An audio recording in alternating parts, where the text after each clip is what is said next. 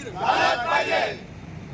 रद्द करा, रद्द करा, छगन भुजबळांची जामीन रद्द करा, रद्द करा, रद्द करा, छगन भुजबळांची जामीन रद्द करा, छगन भुजबळला अटक झालीच पाहिजे, या छगन भुजबळला अटक झालीच पाहिजे।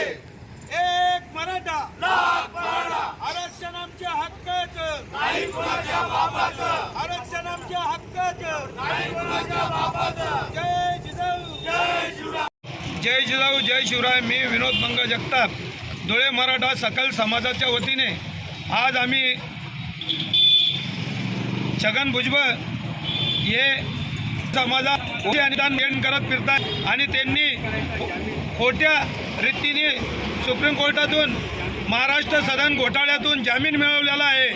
प्रकृतीचं कारण दाखवून त्यांचा आजार हा निष्पन्न समाजापुढे यायला पाहिजे, म्हणून त्यांची मेडिकल तपासणीसुद्धा व्हायला पाहिजे आणि ज्या वृत्तीने त्यांनी जामीन मिळवलेली आहे तब्येतीचं कारण दाखवून, पण ते एखादी चांगल्या माणसासारख्या जोरजोरात सभा घेत फिरतायत, दोन समाजात भांडण लावत फिरतायत।